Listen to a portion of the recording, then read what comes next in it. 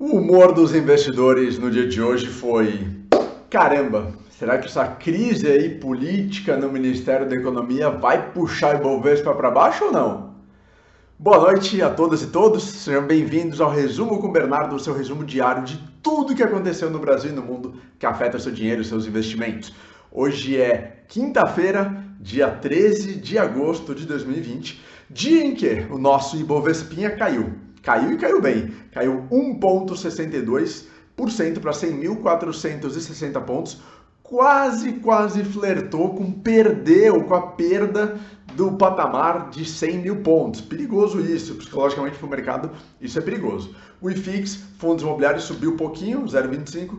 Bolsas americanas caíram com exceção da Nasdaq. S&P caiu 0,20%, Dow Jones caiu 0,29% e Nasdaq subiu 0,27%. VIX, volatilidade, caiu 0,67%, meio zerado. Dólar caiu bastante também, 1,63% de queda para R$ 5,36. E os petróleos caíram 0,77, 0,49, ainda acima dos $40. O que aconteceu aqui no nosso querido Ibovespinha? Bom, Ibovespinha caiu, primeiro, por queda das commodities internacionais. Então, petróleo caiu, como eu falei para vocês, minério de ferro caiu também, negociado internacionalmente. E aí essas duas commodities puxam Petrobras e Vale para baixo.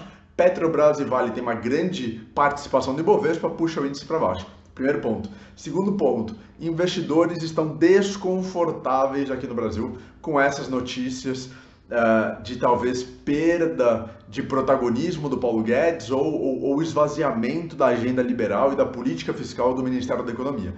O que parece que os investidores estão entendendo é que talvez o Ministério da Economia vai perder força até 2022, até as eleições. Por quê? Porque para as eleições de qualquer candidato, tá? Não estou falando aqui do Bolsonaro, para qualquer candidato é importante, o que a gente sabe no Brasil, fazer obras, mostrar para as pessoas que está melhorando o país, que está fazendo coisas, obras, programas, benefícios, etc. Só que tudo isso requer aumentar, gastar mais, gastar dinheiro público, que é tudo que o Paulo Guedes não quer deixar. Paulo Guedes, ele é um grande defensor da política de contenção de gastos, enxugar o tamanho do Estado, ter a mira lá do teto fiscal, né? Então não estourar essa meta fiscal. Então tem um certo conflito entre o que querem políticos e o que quer Paulo Guedes. Paulinho, mais uma vez, não estou criticando, apoiando ninguém aqui, tá? É uma constatação de como funciona a política no Brasil. Portanto, tem essa preocupação de que talvez o Paulo Guedes e o Ministério da Economia fiquem um pouco de lado até as eleições de 2022, o que é ruim para a política fiscal. Isso não agrada investidores, não agrada agências de classificação de risco, não agrada fundos internacionais, e essa foi a grande preocupação no dia de hoje, tá? Até fiz uma análise rápida, desde o dia 13 de julho, mais de um mês já, na verdade hoje, né, 13 de julho, fazendo um mês hoje mais ou menos, que o Ibovespa anda de lado, não conseguiu superar 106 mil pontos, o máximo foi 105 mil e poucos pontos, e também não caiu para baixo de 100 mil, então ficou um mês aí nessa banda entre 100 e 105, sobe depois cai, cai depois sobe, sobe depois cai, cai depois sobe, um saco. Mostra a insegurança dos investidores nesse momento. Política fiscal, é o que eu falei para vocês, os dois secretários que saíram ontem do Ministério da Economia, secretário de desburocratização e desestatização, é uma mensagem desse enfraquecimento da política liberal no governo Bolsonaro, mesmo tendo acontecido aquele pronunciamento do governo Bolsonaro, do Jair Bolsonaro, sobre o cumprimento e o compromisso com a meta fiscal. Não foi, assim, os investidores esperavam alguma coisa mais firme por parte do Bolsonaro, por isso que vem essa grande preocupação. Bolsas nos Estados Unidos. Falei que lá também caiu, as bolsas caíram um pouco. Investidores também cansaram dessa ladainha de plano de estímulo econômico nos Estados Unidos que não é aprovado. Ora vai ser aprovado, ora não é aprovado, ora vai ser aprovado, ora não é aprovado, ora vai ser aprovado. Cansou. Então, também estão sem paciência, já são 2 semanas, ou há 2 semanas, que estão negociando, democratas e republicanos, sem chegar ao consenso, e os investidores acreditam que, sem esse novo plano de estímulo de mais de $1 trilhão, a recuperação econômica dos Estados Unidos, da maior economia do mundo, é muito mais lenta e muito mais complicada, tá? Apesar disso, a Nasdaq subiu porque a Apple teve novos otimismos aí e bateu 2 trilhões de dólares em valor de mercado. Então a Apple continua crescendo e a Apple tem uma participação grande na Nasdaq, a Apple subindo puxou a Nasdaq para cima também. Apesar desse incômodo dos investidores americanos, hoje teve um dado importante sobre a economia americana. O número semanal de pedidos seguro-desemprego, auxílio-desemprego, caiu pela primeira vez abaixo de 1 milhão de pedidos desde o começo da pandemia, em março. O número veio em 963 mil. Na semana passada, na semana retrasada, tinha sido 1,2 milhão. É a primeira vez e isso mostra, talvez, ou traz um certo otimismo com a recuperação econômica dos Estados Unidos, insuficiente, entretanto, como eu falei para vocês, acreditam que precisa de um estímulo maior para esse aumento.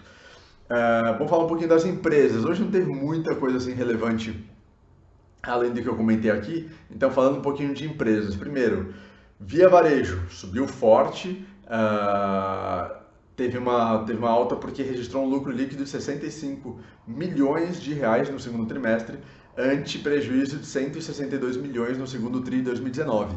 A Via Varejo está investindo cada vez mais no seu marketplace, né, no seu e-commerce digital. Isso tem trazido bons resultados. A própria Via Varejo descobriu que tinha encontrado um pote de ouro nessas operações digitais durante a pandemia e agora também pós-reabertura das lojas, mas mesmo assim tem um foco muito grande no compromisso da empresa em investir cada vez mais nessa área. Isso animou investidores e trouxe um resultado muito interessante para a empresa. Marfrig Frigorífico chegou a subir quase 11% hoje porque registrou uma explosão de lucro. Registrou um lucro líquido de 1,59 bilhão de reais no segundo tri. E em 2019 tinha sido só de 86 milhões. Então olha isso, 86 milhões no ano passado contra 1,59 bilhão. Gigantesco o aumento. O desempenho teve questões operacionais e também uma demanda maior da China que trouxeram esse resultado. Mas, por falar em frigoríficos, um ponto muito importante que a China hoje divulgou que encontrou o coronavírus em frango brasileiro, de um frigorífico no sul. Cara, como se encontra coronavírus no frango, nas asas de alguns frangos brasileiros?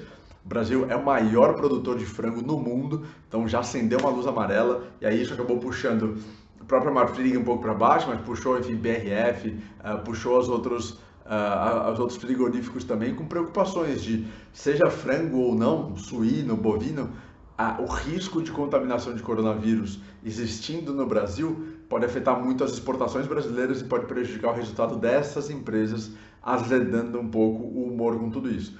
A Associação Brasileira de Proteína Animal, a BPA, diz que não tem evidências de que a carne transmita coronavírus. Nem a OMS fala sobre isso, nem a FAO, que é a Organização Mundial de Alimentação, mas, de alguma forma, a China diz que encontrou, ainda vai divulgar mais informações, acendeu uma luz amarela perigosa aí no Brasil, na Argentina, no mundo, tá?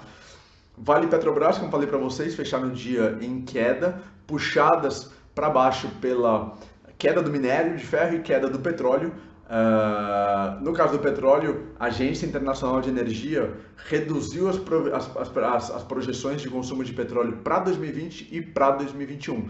A agência acredita que a recuperação dessa demanda de petróleo vai ser mais lenta e, sendo mais lenta, traz também um sinal amarelo para a demanda por parte da Petrobras. Por isso que as ações tiveram essa queda no dia de hoje. Se você gostou do vídeo de hoje, se você gostou do resumo com o Bernardo, por favor, compartilha com as outras pessoas. Você me ajuda muito a levar essa mensagem para mais pessoas. Se você estiver no Instagram, deixe seu like e compartilha clicando no aviãozinho. Se você estiver vendo no YouTube, se inscreve no canal, você me ajuda muito com isso e também compartilha. Obrigado, um abraço e até amanhã. Tchau!